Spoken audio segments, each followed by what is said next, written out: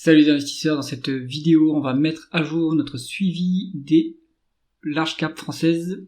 On commence avec cette sélection, on va prendre les 10 plus grosses en prenant l'ETF iShares MSCI France et on prend les entreprises qui sont valorisées plus de 95 milliards d'euros. On y va tout de suite et on a notre sélection. Comme d'habitude on passe en revue les colonnes, le symbole de cotation de l'entreprise, le nom de l'entreprise, l'industrie dans laquelle elle opère, la capitalisation boursière en dollars, la croissance du chiffre d'affaires en rythme annualisé sur 5 ans, des multiples de valorisation par rapport au flux, valeur d'entreprise sur EBITDA, price earnings et price to free cash flow par rapport aux 12 derniers mois, des multiples de valorisation par rapport au bilan, mais ça va pas nous intéresser dans cette sélection, le rendement des capitaux investis pour une rentabilité opérationnelle, le rendement des fonds propres, mais là on va pas tenir compte dans cette sélection, c'est plutôt pour les financières, la dette par rapport à l'EBITDA, le rendement du dividende, le rendement de l'actionnaire pour vérifier s'il y a des dilutions ou des rachats d'actions, free cash flow par rapport au bénéfice net pour vérifier le payout ratio qui se calcule par rapport au bénéfice net, mais le dividende se verse par rapport au free cash flow. Donc il faut bien comparer les deux. On va garder ça, on va enlever le prix qui nous intéresse pas. Le prix n'est jamais un critère pour l'investissement. On regarde maintenant la première ligne qui est Hermès, la capitalisation boursière numéro 1 maintenant qui a dépassé LVMH. Donc on est sur le luxe, 284 milliards de dollars de market cap, 17% de croissance en rythme annualisé sur 5 ans, donc la croissance reste forte, et les multiples très élevés, donc 38 en valeur d'entreprise sur EBITDA, 60 en PE, 67 en free cash flow, là, c'est très très cher. Alors, mais c'est normal, on est sur une société très rentable avec une bonne croissance, un rendement des capitaux investis à 21,7%, on est cash net en plus sur Hermès, ce qui leur permet de temps en temps de verser des dividendes spéciaux. Le rendement du dividende il est à 1,1%, ce qui est pas très cher payé, qui est pas très élevé. Maintenant, s'il y a un dividende spécial, ça peut aider, mais en fait, ça tient ça au prix de l'action, qui est très élevé. Il y a la dilution sur Hermès, on est à 0,6 en rendement de l'actionnaire. Il y a des actions salariées, des actions versées aux salariés, des actions gratuites. Donc ça dilue les actionnaires. Le payout ratio est à 34,7%, avec des free cash flow plus bas que les bénéfices nets. Bon, on peut quand même verser un dividende à ce niveau-là, et en plus on a la trésorerie qui couvre le dividende, donc on pourrait même l'augmenter. Hermès, moi j'en suis à l'écart évidemment, c'est beaucoup trop cher, je fais pas d'action de croissance, mais c'est vrai que c'est très très qualitatif. Maintenant il n'y a pas le droit à l'erreur avec cette valorisation, donc si on a un accro sur la croissance, le cours va très rapidement chuter. Donc c'est pour ça que j'en suis à l'écart. LVMH qui est maintenant numéro 2, toujours sur le luxe, 276 milliards de dollars de market cap, 9,55% de croissance en rythme annualisé sur 5 ans, donc la croissance faiblit un peu sur les derniers trimestres. Mais du coup, on n'est pas cher, relativement par rapport à l'historique de l'entreprise. On est à 11,7 en valeur d'entreprise sur EBITDA, 21,3 en price earning, 19 en price to free cash flow, donc ça c'est pas très cher pour une société de croissance. Un rendement des capitaux investis qui est à 12,6%, donc on est quand même moins qualitatif que Hermès, avec un peu de dette. On a une fois l'EBITDA en dette nette, 2,7% de rendement du dividende, ça peut être intéressant à ce niveau. Un peu de dilution, mais rien de très grave, à 2,5% de rendement de l'actionnaire. Et un payout ratio qui a 51,7% avec des free cash flow plus élevés, donc globalement on peut verser cette rémunération de l'actionnaire sans problème sur LVMH. Moi je pense que en revanche, contrairement à Hermès, les mauvaises nouvelles sont déjà incluses dans le cours de LVMH, donc je pense que ce serait plutôt un point d'entrée. Je vous renvoie vers l'analyse spécifique dispo sur la chaîne. L'Oréal, on est maintenant sur les cosmétiques, 234,4 milliards de dollars US de market cap, 7,8% de croissance en rythme annualisé sur 5 ans, donc la croissance reste, on va dire, modérément élevée. Les multiples restent élevés par contre, 22,9 fois la valeur d'entreprise sur EBITDA, 35 en price earning, 34 en price to free cash flow, ça c'est cher. Si vous comparez par rapport à LVMH, bon, vous êtes un peu plus rentable, 15,4%, mais il y a moins de croissance. Bon. Un peu moins de dette, 0,5 fois l'EBITDA en dette nette, mais bon, c'est quand même comparable, et pourtant on est bien plus cher que du LVMH. 1,8% de rendement d'actionnaire, 1,8% de rendement d'actionnaire, donc quasiment pas de dilution. Des free cash flow plus élevés que les bénéfices nets, on est à 50% de payout ratio, donc ce niveau de rémunération d'actionnaire est soutenable. Maintenant c'est pas très attractif, parce que l'action est quand même un peu chèrement valorisée. Moi je trouve que ça c'est un peu trop cher par rapport à la croissance qu'il y a en face. Donc plutôt à l'écart de L'Oréal. Sanofi, secteur pharmaceutique, donc j'en suis à l'écart, j'aime pas cette industrie, 133 milliards de dollars de market cap, 3,3% de croissance en rythme annualisé sur 5 ans, et en plus, c'est pas la croissance organique, hein. Il y a des acquisitions sur Sanofi, sinon à l'organique, on est en décroissance. 10,6 en valeur d'entreprise sur EBITDA, c'est modérément cher, on va dire. 20 en PE, c'est pas très cher. Il n'y a pas d'infos sur les free cash flow, il va falloir aller creuser spécifiquement.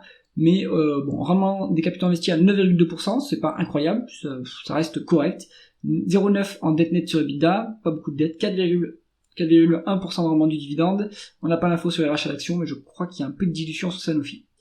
Voilà, il manque un peu des informations ici, mais Sanofi, si vous vous autorisez à investir dans le secteur pharmaceutique, ce qui n'est pas mon cas, ça peut être intéressant, on va dire, pour le dividende, et pas autre chose.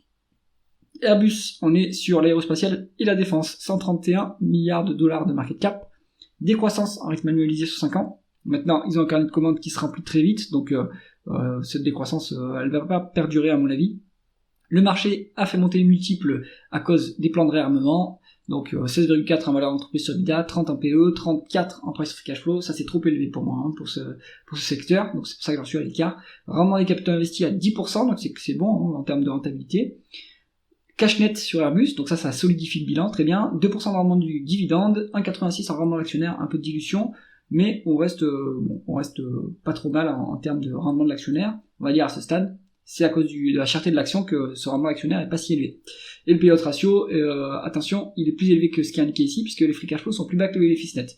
Donc Airbus à l'écart, hein, c'est monté trop vite pour moi, ça n'a pas trop d'intérêt à ce niveau, c'est trop cher. Et il faut qu'ils délivrent en plus leur carnet de commande, ce qui est pas chose aisée. Et Silor, on est sur de l'optique et des montures hein, maintenant avec Luxottica, 131 milliards de dollars de market cap, 8,80% de croissance en rythme annualisé sur 5 ans, il y a de la croissance externe hein, là-dedans. 21,3 en valeur d'entreprise sur EBITDA, c'est cher, 54 en PE, c'est cher, 37 en price to cash flow, c'est beaucoup trop cher. Rendement des capitaux investis en plus qui est faible, hein, 5%, c'est trop intensif en capital.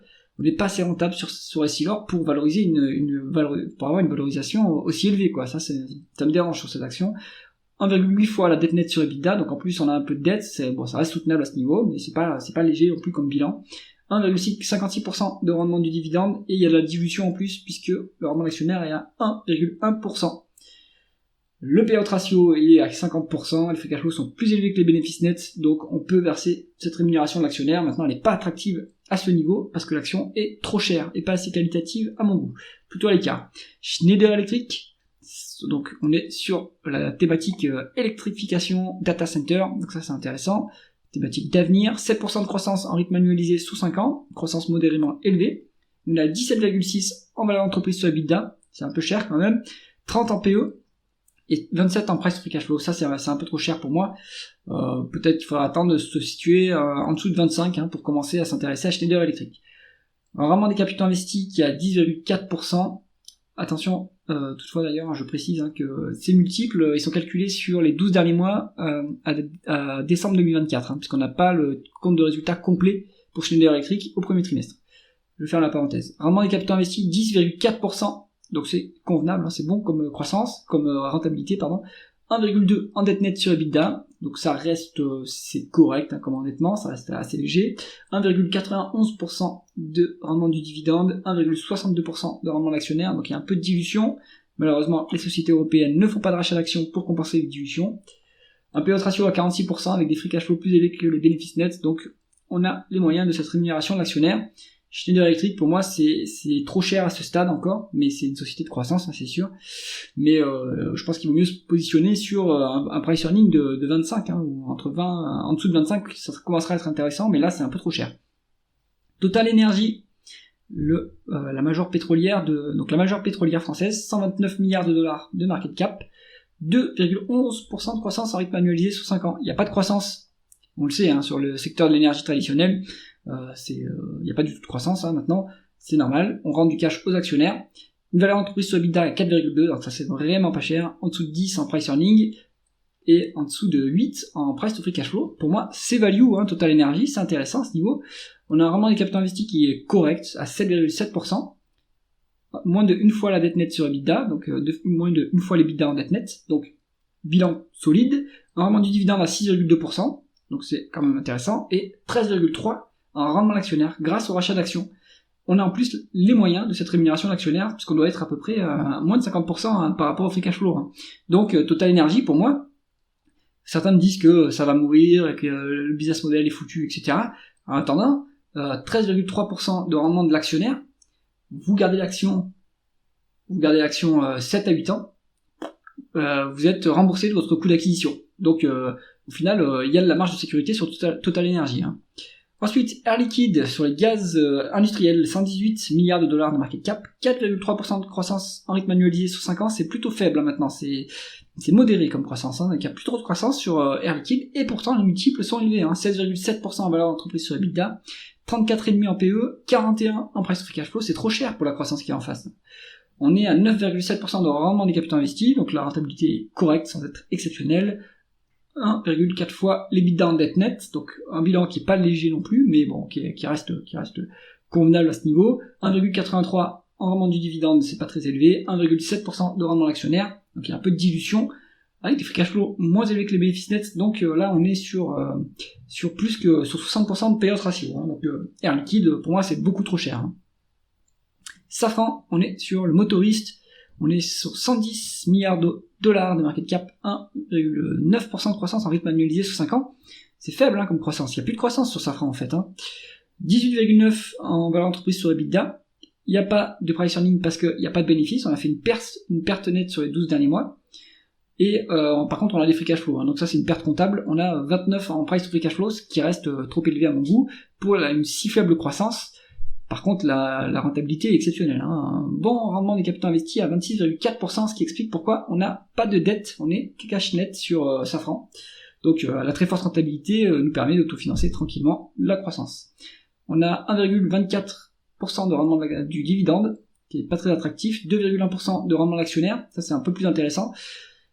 Et on a les moyens de cette rémunération de l'actionnaire, il faudrait calculer combien ça fait en dollars, parce que on n'a pas le payout ratio à cause des bénéfices nets négatifs. Bon, avec 3,8 milliards de free cash flow, je pense qu'ils ont les moyens de verser une rémunération d'actionnaire à ce niveau. D'ailleurs, on peut la calculer rapidement, si on fait 1% de la market cap, ça fait 1,5 de milliards de dollars, 1,5 milliard de dollars.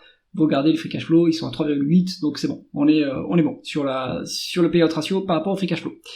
Qu'est-ce qu'on garde dans cette liste? Moi je pense qu'on peut garder LVMH. Ça reste intéressant à ce prix-là.